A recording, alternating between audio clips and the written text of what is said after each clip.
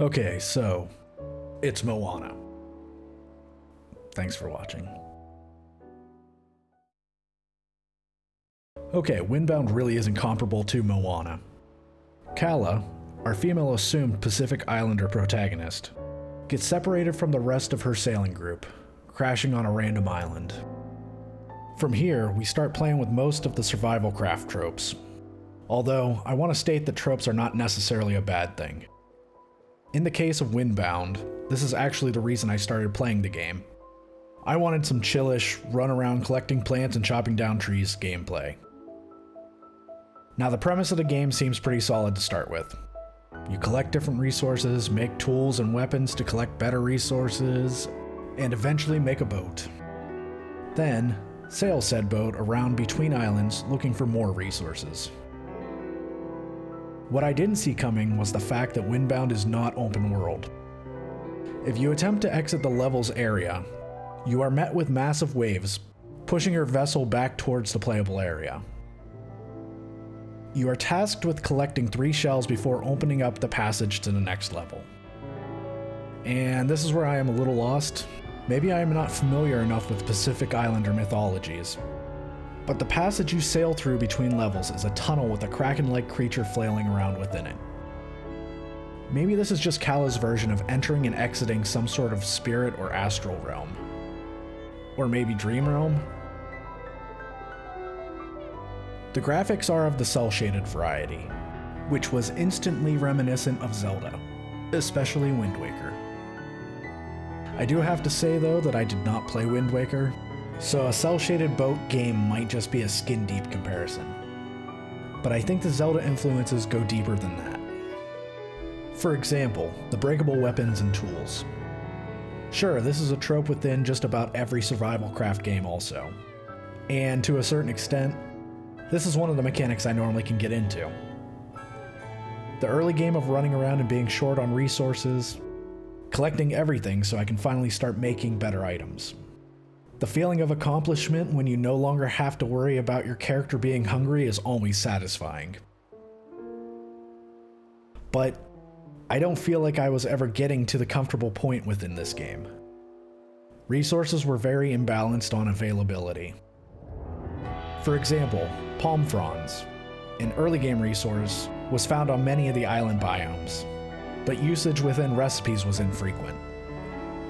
Most of the items that required the palm fronds either didn't break or became obsolete upon acquiring later resources.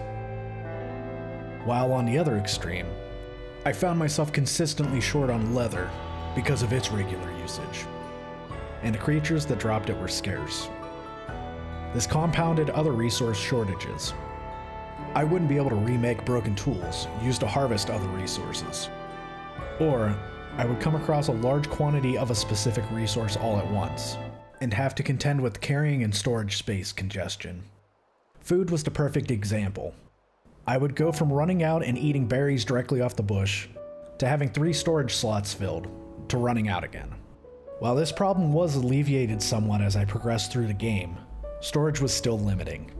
I think the biggest problem here was the amount of unique resources needed for creating different and important items. For example, the shovel would need a Gorehorn crest. Since only the Gorehorn can drop this, either extra parts must be carried, or an extra shovel for when your current one breaks. This problem is then compounded by the fact that Gorehorn crests only stack to 2, while coming from a semi-rare creature. So hoarding these parts would take up a large amount of storage capacity, or being stingy because of space concerns could leave you lacking a tool when it is needed.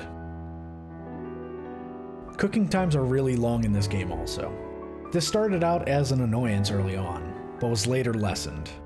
I was worried from playing other games that any food I left on the fire would burn, which doesn't happen in this game. So sitting there watching food for 2.5 minutes each seemed excessive. After I realized that the food would be okay if I left, or could be cooked while sailing, this was no longer a major problem. I was unlucky enough to have my fire go out after I left to adventure a few times though. The combat system was stiff and unforgiving, let alone unintuitive. While fighting common enemies wasn't terrible, and the lock-on system was acceptable for melee usage, ranged combat was different. If you stop holding the right mouse button, you will lose your lock. This led to me jumping when I instead wanted to dodge. There is also a menu to change weapons while fighting. What I found off about this: the normal confirmation button to equip the weapon is different in this menu than all the other menus. Fighting multiple enemies was also very difficult, but I think this was purposely designed. There was actually a lot of quirky controls in this game.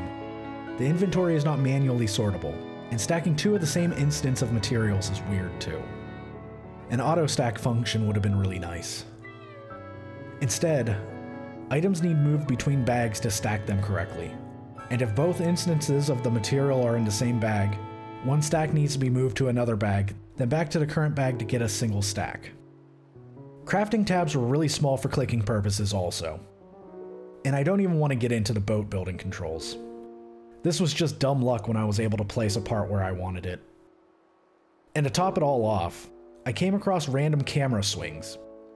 Out of nowhere, the camera would just jarringly reposition, and I have no idea what was causing it. Now, where do I start with sailing? How about I really liked this part of the game. The adventure and exploration part of Windbound was pretty good. Sailing around looking for secret islands, or other resource islands, was exactly what I was looking for in this game. Getting the sail angle right early on takes a little getting used to, but this felt more like a learned skill than a hindrance. The stress of losing wind while being chased by a shark was also a nice touch.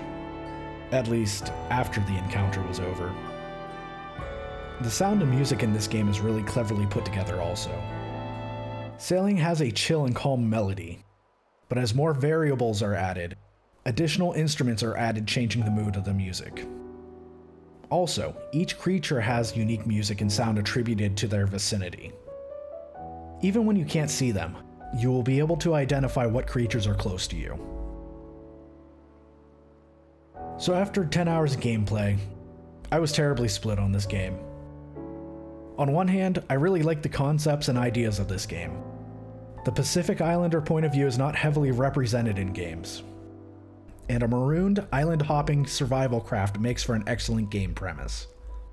But I found that the plethora of small issues that could have been waved off individually added up to an overall disappointing game experience. Poor controls and item management limitations ultimately hamstrung Windbound from shining. Thanks for watching.